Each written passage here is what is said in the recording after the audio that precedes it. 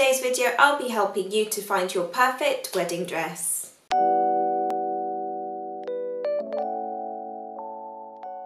Hello everyone, happy Wedding Wednesday, and today we'll be talking about how to find your perfect wedding dress. Now this is a big topic, so it might be a little bit of a long video, but I know you love to have lots of information, so of course there'll be an accompanying vlog to this as well that goes into a little bit more detail and has checklists, etc. Searching for your perfect wedding dress is unlike searching for any other aspect of your wedding. It really is all to do with your intuition and your feeling. So I'm going to go through it step by step so you can find the right one for you. But before we begin, why don't you click that subscribe button for more wedding tips every single Wedding Wednesday, and let's get into it. So firstly, we're going to go through the types of wedding dresses in terms of silhouettes of wedding dresses. I'm going to insert some images as we go along so that explains what I'm saying. So let's start with the A-line dress. The A-line dress is characterised by having a slim fitted waist, and from there it goes outwards towards your feet, often grazing the floor. These look flattering on almost everyone and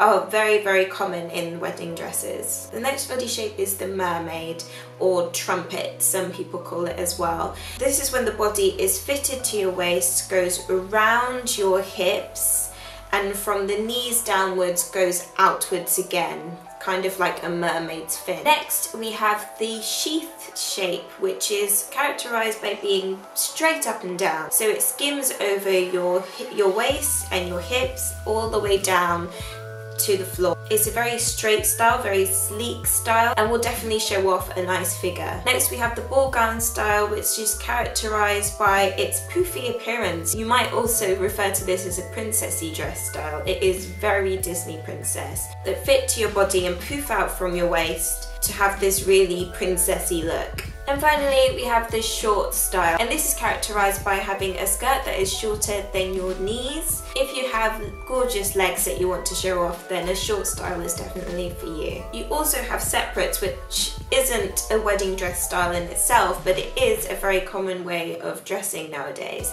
This is when you have a separate top and skirt, or top and trousers, wherever you prefer, for your separates look. And we're going to talk about necklines. You have your deep V-neck neckline, which is very sexy and cuts between your cleavage. That will look really nice on people with small to medium boobage. You also have a sweetheart neckline, which cups the top of your boobs and goes straight up in a box style. It's shown on the screen here. I really like this neckline. I didn't think I'd like it until I tried it on once, and I thought, oh gosh, this is perfect for me. It looks absolutely lovely. You have lovely shoulders and really toned arms and a beautiful back. Then maybe strapless. Maybe a strapless style will suit you. Strapless styles are very common. Here we have the halter neck. The halter neck looks gorgeous if you want to show a lot of your back. If you want to show the long line of your back, then a halter neck would look really nice on you. And then we have the high neck collar style. This high collar is very vintage, very demure, and really classy. It comes in a whole range of styles, and if you want to cover up the top, then this is a good one for you. So now that I've gone through silhouettes, let's get into how to find the one for you. So the first step is to look in your own wardrobe and see what necklines and dress styles you naturally gravitate to. It's not every day that you wear a full length dress, but particularly with your necklines, with your shirts for example, if you often go for a plunge, then maybe that will suit you best. If you have things that have a square neckline, then a sweetheart neckline would look nice on you. If you're comfortable wearing strapless styles in your everyday summer life, then you would also like it for your wedding dress. Have a look in your wardrobe and see what shapes and styles you suit best. Next, you want to look for some inspiration, and inspiration is everywhere, from wedding magazines to Pinterest to Instagram. You can find loads and loads of inspiration for wedding dresses. A good tip is to follow a local bridal dress shop, and they will have tons of inspiration on their Instagram feed of different styles that you might look for. I will say with inspiration though, it's often the case that a bride will collect all of these images of these beautiful wedding dresses that all seem to follow one style. So say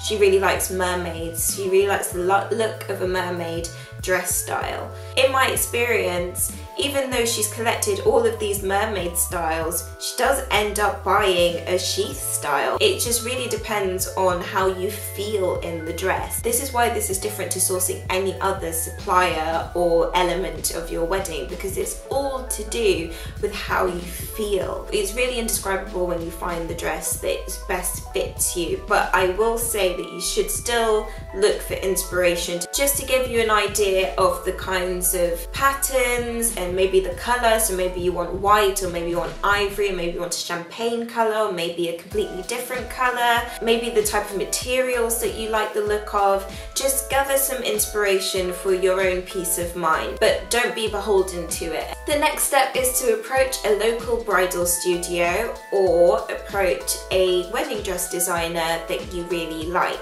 If you've seen a particular designer that you absolutely love, so for example, YouTube's very own Cassie Ho is getting married in the fall, and she's gone for a Galia Le Havre dress, and that has a very distinctive style. If you find a designer that really resonates with you, you love the look of their entire catalogue, then definitely go to the designer directly. But if you like a whole range of styles and you're not really fixed on one designer, then a bridal studio is just as good. A bridal studio will have more variety. They'll stock quite a few dress designers in their one stock, and you'll be able to try different styles from a range of designers. If you go to a bridal studio, you get variety and you get a really good price range as well. If you go to a designer directly, you might have the option to have a completely designed dress just for you, and you also already know that you resonate with their design, so you're more likely to find something that will suit you there. It really depends on what's the best option for you. If you know the designer, go straight for it. If not, bridal studios are fantastic. Now onto the appointment stage.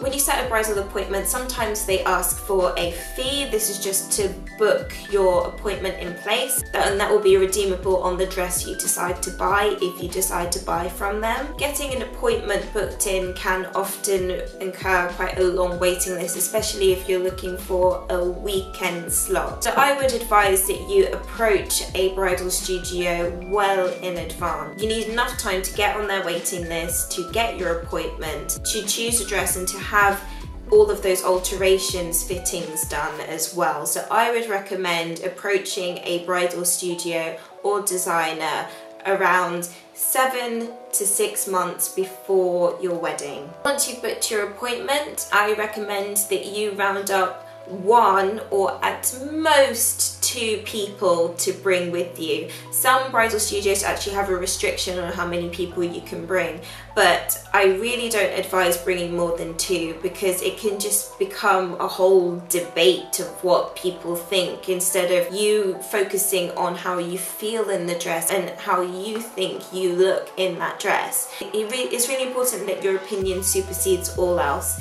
So bring 2 people or 1 person that will be really supportive. I recommend your mum, because mums love this. I mean, my mum knows what looks best on me always. It's just always been the case. I'm well into my 20s now and she still knows what looks better on me than I do. Also your best friend or your maid of honour, or just anyone that you really trust the opinion of. Someone that's going to be real with you but not hurt your feelings. During your bridal appointment, you want to try maybe 3 or 4 dresses. Try on the dresses that catch your eye, that match your inspiration that you followed, but I do recommend trying on 1 surprise item, 1 dress that you like the look of but doesn't necessarily match all of the inspiration that you've found beforehand. Because sometimes when you try on a dress that's a bit out of your comfort zone and you try it on, sometimes that can be the perfect one. It's all instinctual. You can just slip it on and you think, wow, I look amazing in this. I didn't think I would, but I really, really do. So don't just stay within your own parameters. Have a look, keep your mind open and try on dresses that you might not have thought of the first time.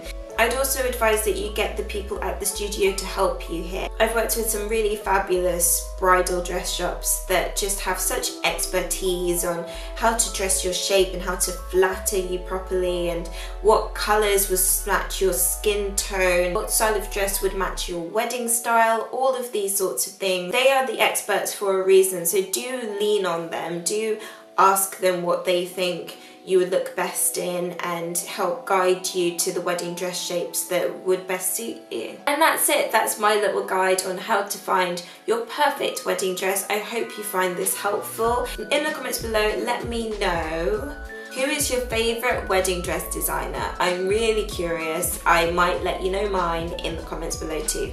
So, I hope you've enjoyed this video. As ever, I'm Olivia from Nulyweds, your millennial wedding planner. If you like this video, give it a thumbs up, subscribe, and I'll see you in the next one. See you next week. Bye.